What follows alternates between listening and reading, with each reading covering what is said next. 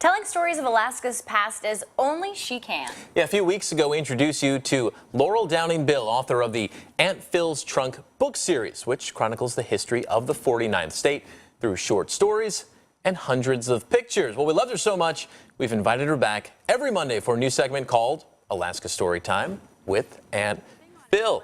Here for our very first Daybreak history lesson, Laurel Downing Bill. Good morning. Good morning. Welcome Thank you back. for having me. Oh, we are so happy to have you. Class is officially in session. So the question is, where do we start? Well, I thought maybe we'd start with early Cook Inlet. And I'm talking about 20 years after Alaska became part of the United States. We had many Alaskan Native people living in the area of Cook Inlet at the time, and a few prospectors were coming in and checking things out. And so we're talking, Russians, the Russians. Well, the Russians had discovered gold, but they didn't want the word to get out about it because they were afraid that people would come north and disrupt their fur trade. Okay, so now one of those Russians was an explorer, Alexander King. Alexander King came north around 1888, and he thought there was gold in the Kenai area, so he convinced a trader to grub stake him with supplies that would last him 2 summers and a winter, and off he went exploring. Well, he jumped into his dory with his supplies, and he paddled up the Turnagain Arm, which he was probably one of the first white people to do that because it was very swift tides, and of course they didn't have any gas engines back in those days, so it was all arm power to get him to looking for his gold. And 2 summers later he came back with 4 big pokes of gold, and he paid off the trader, and then he got more supplies to continue his search. Well, of course the word got out that he had found gold, so pretty soon we had thousands of miners heading north and scouting out excuse me, the Cook Inlet area. And that's how you get the settlements of like, oh gosh, we have Sunrise and Hope, and then Girdwood at the same time.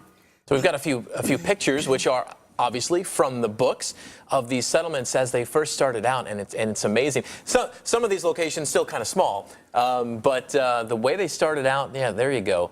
And I think Sunrise. You know, the other ones are all still there. What happened to Sunrise? Sunrise kind of disappeared into the forest. It's a few miles before you get to Hope. You can go kind of on a walk and explore back in there, and you might stumble across some little bottles or remnants of the days gone by. And then Hope, of course, it's no longer the thousands of people living there. Maybe 100 or so people live there year-round.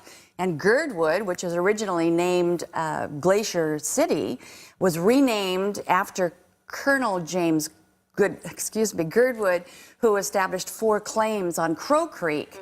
And now it's a nice laid-back community, and of course they have those wonderful winter activities at Alyeska. Yeah, I just actually saw the old mining equipment. I hiked Crow Pass, and it was so cool to see, you know, because you could tell they've been there forever. So the gold rush, it would eventually shift locations, though. Yes, 1897, 98, you had the Klondike Gold Rush happen, and of course word spread crazily about how much gold was there.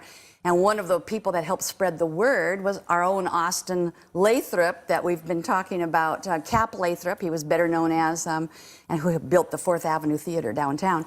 Well, he had the L.J. Perry, and he was transporting equipment and people around Cook Inlet, and he spread the word about the Klondike Gold Rush. So he really helped empty the settlements and had people going off. And we only have a few seconds. That brings us right back around. We'll tie it in a bow. What happened to Alexander King?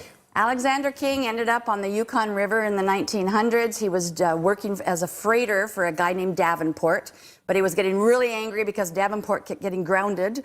And so one more grounding too many, he shot Davenport in the heart and convinced the crew to tell the authorities that it was all an accident. But when they all got back to Dawson, the crew told the truth, and the mounted Canadian Mounties, they hanged him in October of 1900. Wow. Only West. in Alaska, made for TV, but this is real life. Thank you so much for the history lesson. Thank you. We'll see you back here Monday morning. All righty. Laurel Downing